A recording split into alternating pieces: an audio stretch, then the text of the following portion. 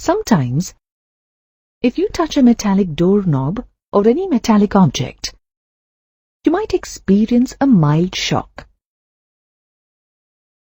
This is because the metallic object was charged, or in other words, it carried an electric charge.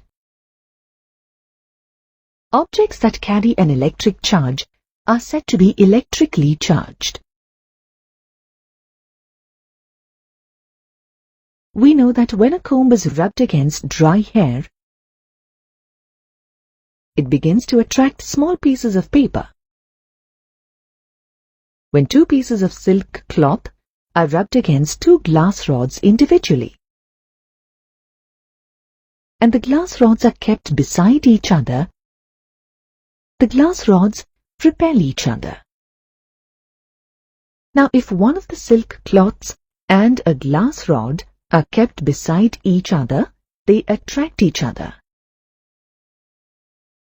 Now, bring one charged glass rod in contact with a pith ball and then separate them.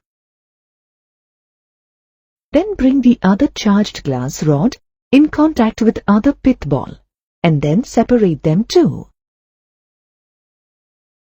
When these pith balls are kept close to each other without contact, we observe that they repel each other.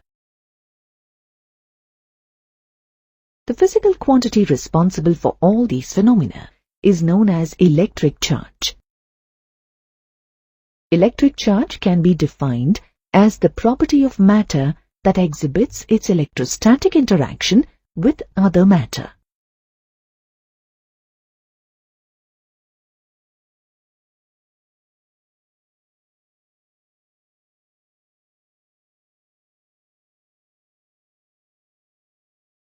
From previous examples, bodies like combs, glass rods, silk cloth pieces, pith balls, etc.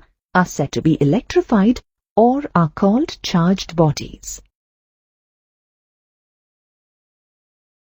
The study of electric charges at rest and the physical quantities associated with electric charges at rest is called electrostatics or static electricity. These experiments prove that a body can be charged by rubbing against another body or by simply bringing a charged body in contact with another uncharged or neutral body. When the glass rod and silk cloth were first rubbed, they get electrified. But when they are brought in contact again and separated, they lose their electrification or charge and are neutralized. In other words, the charge on them is nullified. Hence, we can conclude that one of them may be positively charged and the other negatively charged when they are rubbed against each other.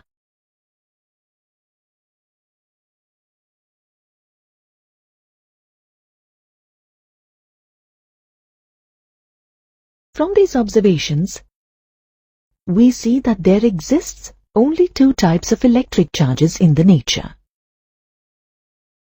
Conventionally, they are called positive and negative. It is also observed that the like-charged bodies repel each other. For example, two pith balls, both carrying like charges, repel each other. Unlike charged bodies attract each other. For example, a pith ball carrying a positive charge will attract a negatively charged pith ball. We know that all matter is made up of atoms or molecules.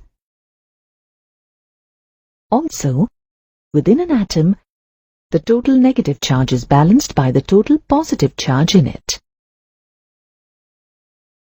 When we rub one material against another material, the material in which electrons are relatively loosely bound to its atoms readily loses a few of its electrons to the other material. the material that lost electrons now has a deficit of electrons and hence becomes positively charged. And the one that gained electrons becomes negatively charged.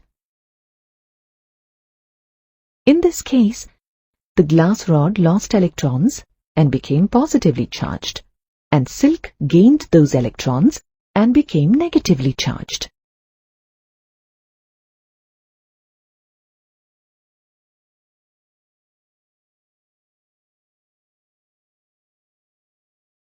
To know whether a body has been charged, we use an instrument called a gold leaf electroscope.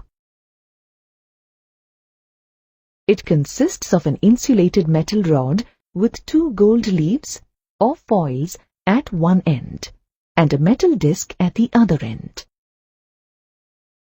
This setup is enclosed in a glass jar with the help of a tight cork with the disc placed out of the jar. To test a material like a glass rod for electrification, the object should be brought in contact with the metal disc of the gold leaf electroscope. The contact should be momentary. If there is no change observed in the position of the gold leaves, it indicates that the glass rod is uncharged or is neutral.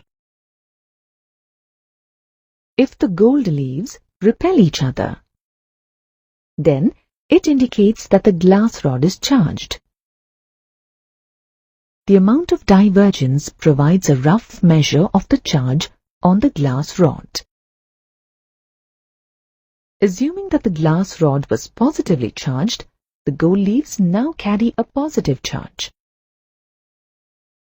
Now, if we touch the metal disc with the silk cloth used to rub the glass rod and take it away, we observe that the gold leaves fall back to their original position. Thus, we can say the silk cloth was negatively charged.